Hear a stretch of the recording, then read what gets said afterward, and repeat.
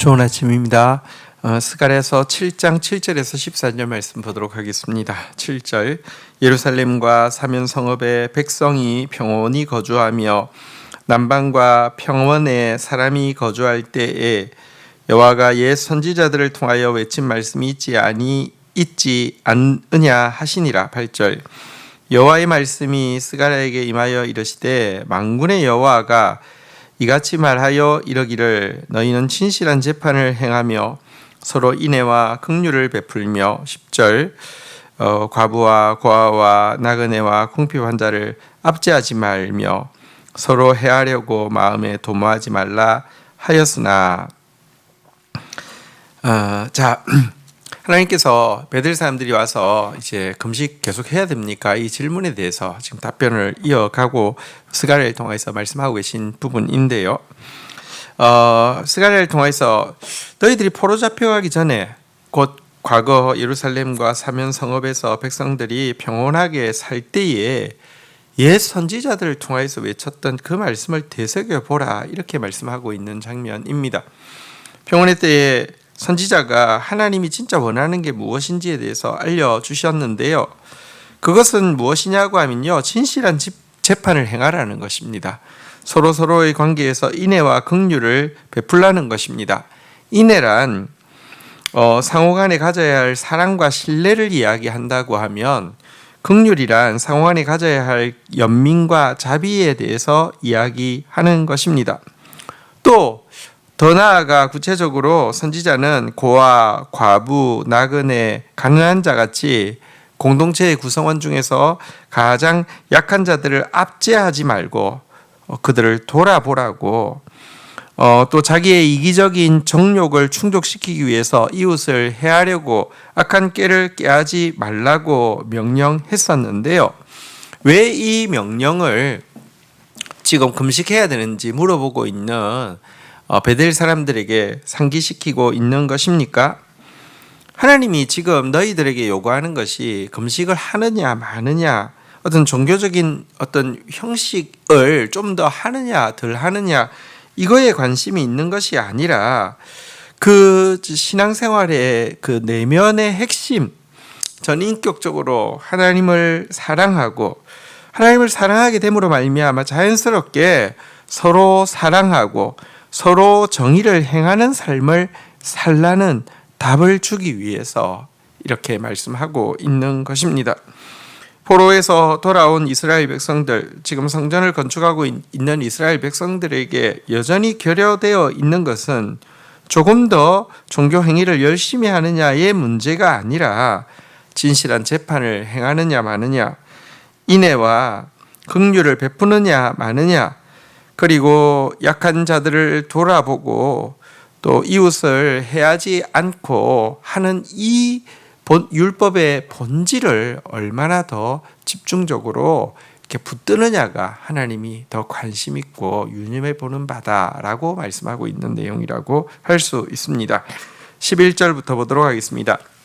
그들이 듣기를 싫어하여 등을 돌리며 듣지 아니하려고 귀를 막으며, 12절 그 마음을 금강석 같게 하여 율법과 만군의 여호와가 그의 영으로 옛 선지자들을 통하여 전한 말을 듣지 아니하므로 큰 진노가 만군의 여호와께로부터 나왔도다. 13절 내가 불러도 그들이 듣지 아니한 것처럼 그들이 불러도 내가 듣지 아니하리라 만군의 여호와가 말하였느니라.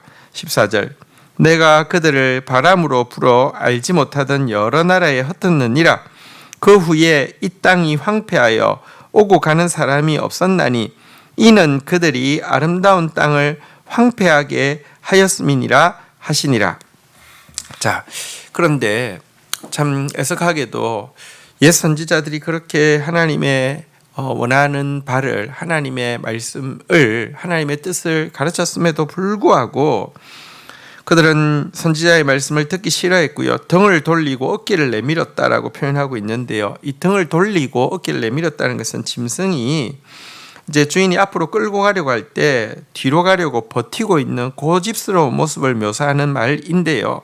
어쨌든 하나님 말씀에 대해서요, 이렇게 가자 그래도 반대로 가려고 하고요. 고집을 피우고 버티는 것이 이스라엘 백성들의 모습이었다는 것입니다. 뿐만 아니라 하나님의 말씀이 선지자들 통해서 전파되어질 때 듣지 않으려고 아예 길을 막아버리고 마음을 금강석처럼 극단적으로 완고하게 만들어버렸다라고 이야기하고 있습니다. 사실 이스라엘에게 나라의 멸망이라는 또 포로로 끌려가는 이 그 고통과 수치가 임한 이유는요, 이처럼 말씀에 대한 적극적인 불순종과 무관심이 여호와의 진노를 이끌어 들였기 때문입니다. 이 때문에 그들이 포로 잡혀갔고, 이 때문에 아름답던 땅이 황폐하게 되었던 것입니다. 지금 이 이야기를 하면서 다시 한번 지금 포로에서 돌아온 그들에게 경고하고 있는 것입니다. 지금이라도 이제 말씀에 더 관심을 가지고 말씀에 더 순종하라고 이야기하는 것입니다. 만약 그러하지 않으면 어떻게 됩니까?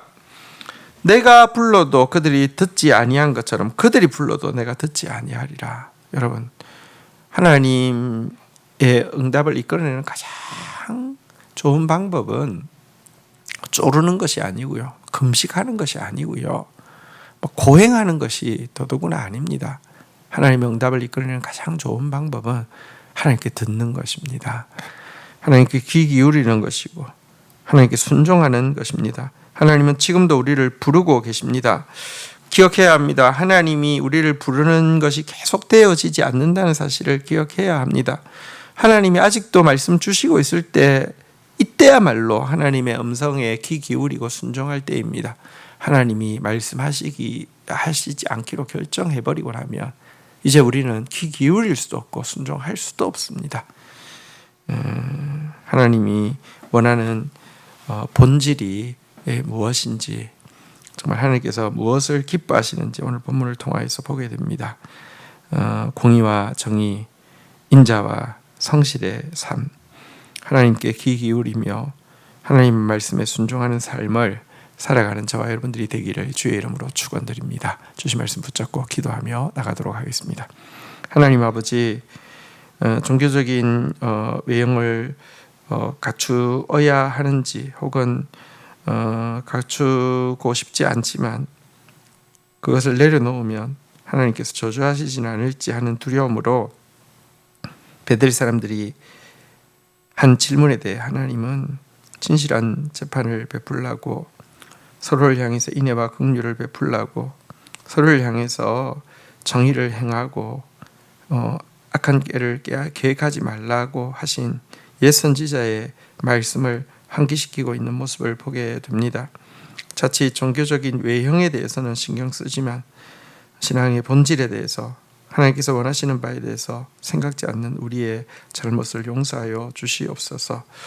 하나님 앞에서 말씀 듣기를 싫어하고 하나님의 말씀에 순종하기를 거부하는 그런 모습이야말로 정말 하나님의 진노를 이끌어들일 수밖에 없는 핵심임을 분명히 하게 하여 주시옵소서. 하나님께 귀 기울이고 하나님께 순종할 수 있는 것이 얼마나 큰 축복의 시간이며 특권인지를 잊지 않게 하여 주옵소서. 오늘도 하나님께 귀 기울입니다. 하나님 말씀 무엇이라고 말씀하시든지 기꺼이 순종하며 나아갑니다. 주님 은혜를 더하여 주시옵소서. 예수 그리스도의 이름으로 기도 올립니다. 아멘.